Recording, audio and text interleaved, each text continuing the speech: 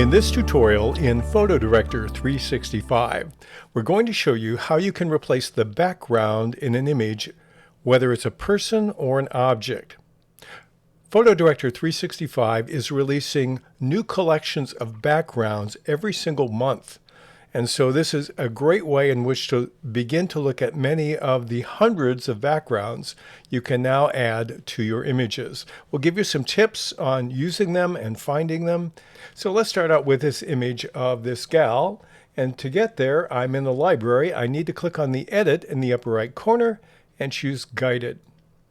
And then I'm going to choose on the upper left the second item down, Background, Remove, Replace. I'll click on that. And if this tool hasn't loaded in your copy of PhotoDirector, and then you will see it process. The default background is a transparent background, and that's the leftmost icon in the upper left corner. You can also choose a blurred background. Well, it will blur everything but your object. Or you can choose the one that's a solid color, or the one we're going to focus on is an image background.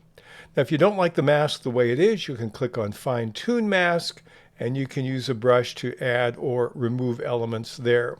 We won't do that at this segment in the tutorial. We'll do it later very briefly. Let's look at the images that you can put on your background. I'm going to click on the rightmost icon, and now you see you basically have two sections. The first is you can import your own image, and if you have an image you want of your own that will be the background, you click on the orange button, and that will give you the ability to go into your file system, select the image, and put it there. I have this one that I did already. If I click on that one, there's my imported image. To clear the image, if you don't want that one, just click on Clear at the bottom, and it will reset it to transparent.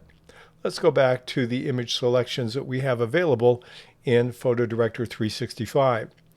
Some of the newest ones available include these on Earth Day. And you notice you can only widen this area so much. You can click on See All, and it will show you all of them. Here we have 4. Let's just click on this one. It will immediately put it in the background, and if you hover over it, you see the size of the image. Now, unfortunately, you cannot resize or reposition the image, except you can move it horizontally.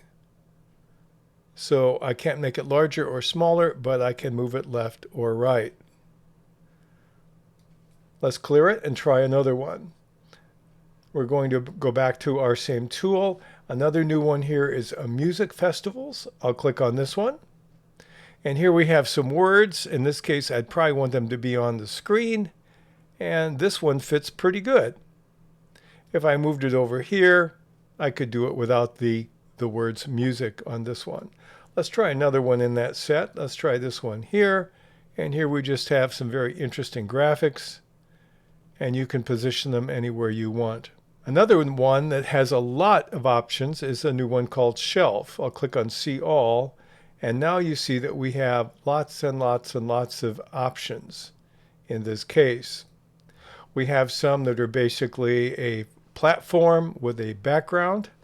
We have some a platform with a very blurred background, and there are several of those.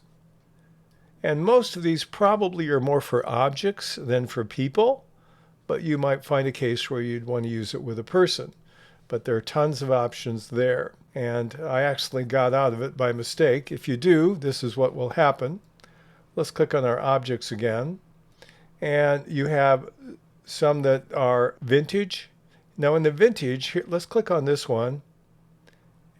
And here we have an outdoor scene. Now, if I'm going to use anything that looks like a real photograph, one thing I have to ask myself is this. Where's the light coming from and where are the shadows? So if I look at her, the shadows are obviously behind her. So does this scene look like the shadows are behind her? A little more maybe if I move this way, but not so much here because it looks like the shadows are different. Let's take another one of these vintage ones. Let's take this street here. And here, definitely it won't work because it's a darker scene and you have some dusk over here, but the shadows are obviously bright and over her shoulder. One that might work a little better would be this one here, where you have the shadow of the gas pump going from right to left, and it matches. And if you want this to look somewhat realistic, I would definitely use something like this. But if you're looking at keeping the shadows looking authentic, you have to consider both the light sources in the background and the light sources in your image in the foreground. So I'm going to clear that, and we'll get back here again. And there's just a host of them. A lot of them really don't have anything to do with shadows. They're just basically colors. And so you could put your person anywhere you want in it. And there's one on love. Let's try just one other one random. You see there are dozens and dozens. Let's take a brightly colored one here. And there you have nice pastels. And so you can pick any of these and use them. Now that's with a person. Let's go back a couple steps and use a different image. I'm going to go back into my Organize and Adjust, go back to my library and not save what I've done. I'm going to use a different option here. And let's try something very simple, like a soccer ball. Go into my Edit mode, Guided, and click on Background Removal. And immediately it will take the background out of the soccer ball. And there we go. Let's go to our photos. And now let's go back to one that we looked at a few minutes ago. Let's go back to our shelves. Look at See All. And let's take this blue one. And now I can actually take my photo and I can make it larger or smaller and move it around.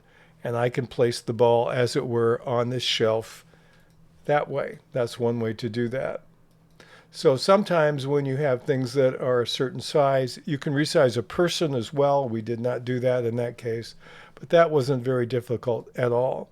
Let's go back to our library again. We're not going to save it. And let's take something a little bit more complicated. Let's take these objects here. And we'll get into our Edit mode, go into Guided, and do our background remove. And let's see how well it does here. And it did a pretty decent job here. Now, I also have some stuff up here I don't want, so I'm going to use the Fine Tune mask, and I'll use the minus brush and set the size to big. And we'll just take this stuff out here. And now we'll continue. I'll click on Apply. And now we'll add our photo. And let's look for something where we could put this in. Let's try handwritten, just for fun, see what this would look like. Okay, that's one way to do it. Let's try wood, see what that looks like, or marble. And here again, you have all kinds of backgrounds, horizontal and vertical. And here we have one with an outline. Let's see how that works. I'll click on that. And that works okay. Now I can layer this, but I can't put this one behind the leaves. So I'd have to be a little bit creative in how I do that to position that. And I can resize the image and move the image anywhere I want. And so that gives me an option. It doesn't do a bad job on that kind of an object. Let's try a different object completely. I'll clear this, and then we'll back up again. And we'll pick a different object, one more, before we finish this tutorial.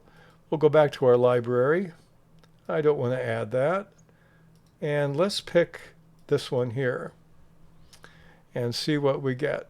This might be a bit of a challenge. Let's go Guided, and we'll do Background, Remove, and Replace. Not bad, okay? It seemed to take them all out, and we'll add a background.